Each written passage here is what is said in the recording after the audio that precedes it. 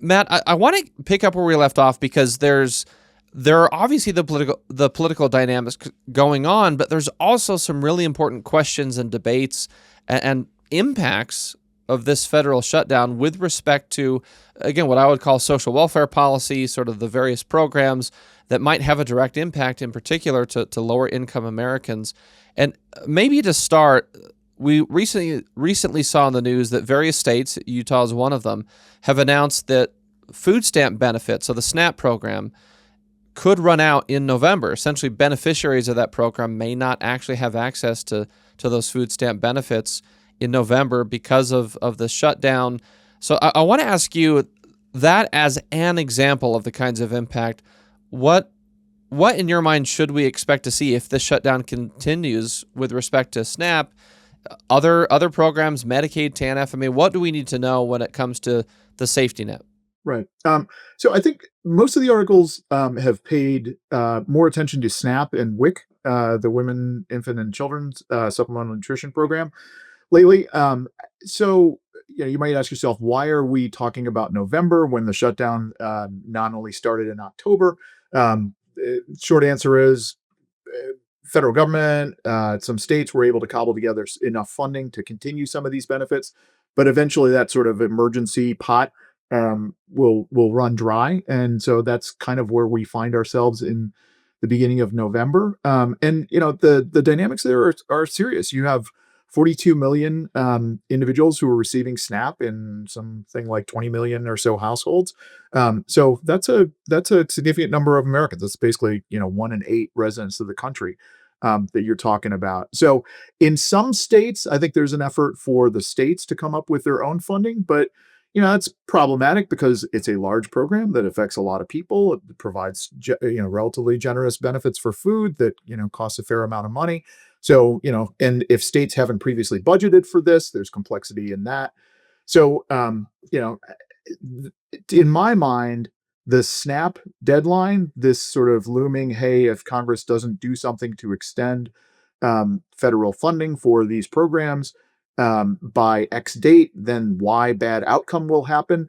That's a significant part of perhaps one of the drivers for Congress to come to some agreement and say, hey, we're going to end the shutdown and return to the status quo before.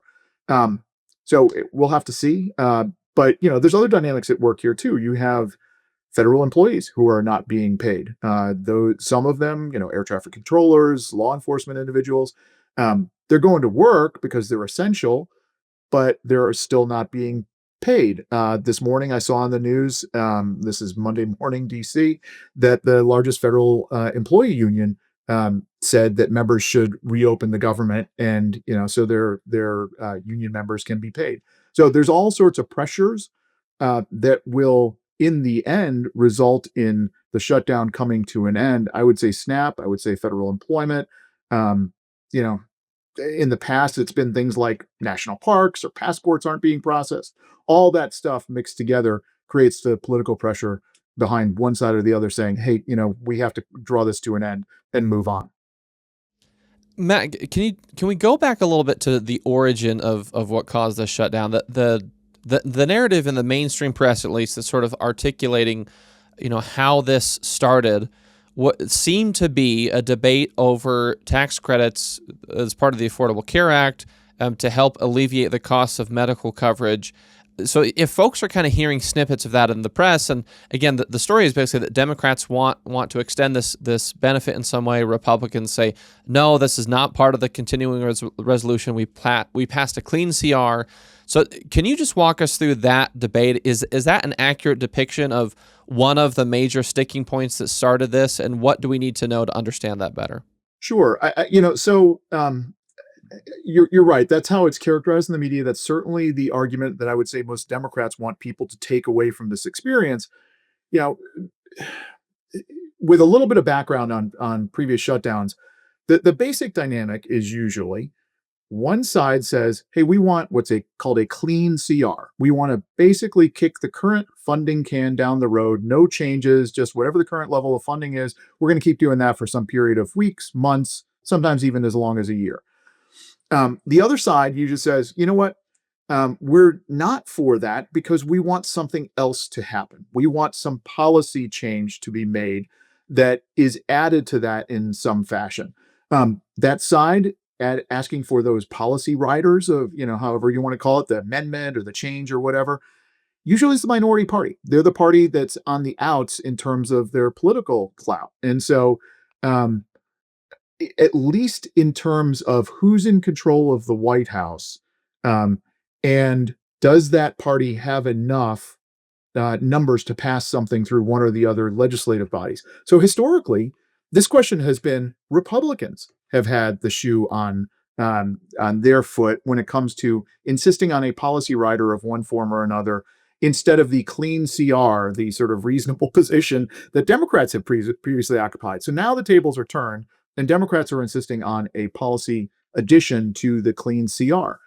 You can look at that policy addition and say, does that make sense? One way in which you could say, well, it doesn't make that much sense is the policy was added. So these expanded Affordable Care Act tax credits, basically a subsidy to make insurance purchased on the healthcare exchanges created by the Affordable Care Act more affordable, right? Um, the background on that says insurance isn't getting more affordable, so the government should subsidize that more. That's been kind of the Democrat take. In the pandemic, in the American Rescue Plan, Democrats created these expanded credits. No Republicans voted for it at that point. Then that was in 2021. In 2022, the Democrats, in a bill that no Republicans voted for, extended those credits through the end of this calendar year. So again, no Republicans voting for that. Now Democrats are saying, aha, we have a point of leverage, that is the shutdown, where we can say, no, no, no, we're not going to be for extending government operations unless Republicans agree to basically extending a Democrat only policy. So, here you have this sort of tables being turned in terms of the legislative give and take, where it used to be Republicans insisting on things being added to keep the government open. Now, for the first time in a long time, it's Democrats insisting on something being added in order for the government to keep its operations open. Basically, the Republican position on that is agree to reopen the government. We'll talk to you about those credits. And Democrats so far have resisted. How long will they be able to resist when things like people are not going to start getting SNAP benefits, food stamp benefits, federal workers continue not to be paid, other things fail to happen? That's anybody's guess, but I think we're starting to get to the point where those forces are having some real political impact on the folks who have said, hey, we want the government to be shut down. So we'll see, but hopefully this won't be too long before people come to their senses and say, we can have this debate. We just need to have this debate when we actually have a functioning government where it's doing the things that legislators have promised it will do. Matt, one of the things that comes to mind for me hearing you kind of give that description is that this seems like, and correct me if I'm off base here, but this seems like just kind of an example of a little bit of breakdown in governance in Congress, where and as you've said, it's happened on both sides. It's been Republicans in the past, now it's Democrats that are essentially, whichever party is in the minority will use the need to pass a continuing resolution to fund the government as you said, a point of leverage. Is it kind of like, well, we don't have the numbers, we don't have the majority, there isn't a way for us to get our preferred policy wins implemented unless we use this budget process as sort of the political leverage point.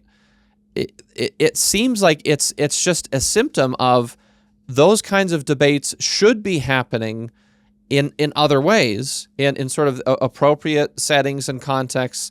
That's not happening because, again, just as an outsider would perceive it as a breakdown of just good governance when it comes to Congress. And when I say good governance, I don't mean agreement. I mean, Congress should be able to disagree and find compromise and consensus where they can to pass things. And it seems like the normal, traditional good governance that we would hope and expect from Congress has completely broken down. And so then we are forced into having these policy fights in these political leverage points, which add to all these other frustrations and complications of government shutdowns. Is that the right reading of it? And if so, how would you fix it? How would you go to Congress and say, here's how we avoid having these political flashpoints, but still have these debates that various sides want in the proper context? Yeah, that's an excellent question, and it's very well put. I'm not sure I have a fix for that. And part of it, one of the things that I've seen in my experience in Congress. So I started working on Capitol Hill in 1990. Um, in the 1994 elections, Republicans took the House majority for the first time in 40 years. So when I first started working on Capitol Hill, it was the Democrat mindset that we will always be in the majority.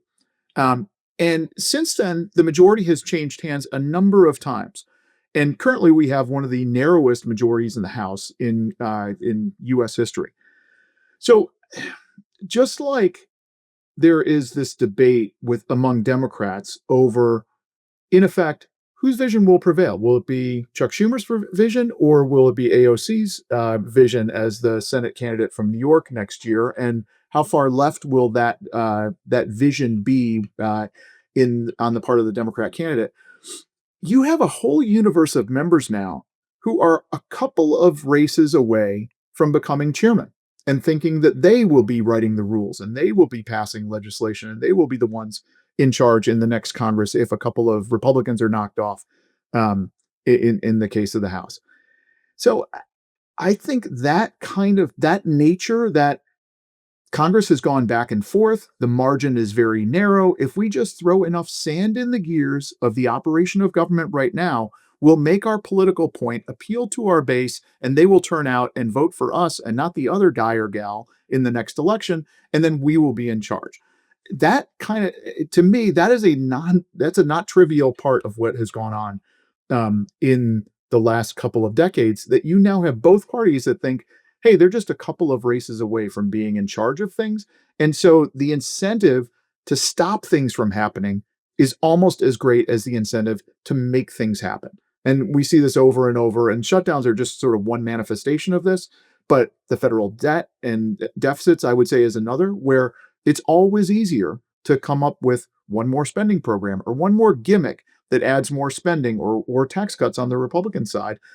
And it's always harder to negotiate, hey, we should save money over here. Or, hey, maybe this group over here should be paying more revenue so we can support this activity, on this side of the ledger.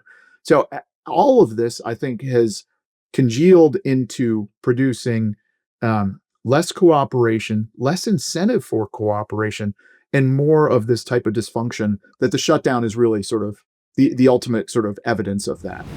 Thanks for watching that clip of Defending Ideas. For the full conversation, click the link in the description and make sure to like and subscribe wherever you get your shows.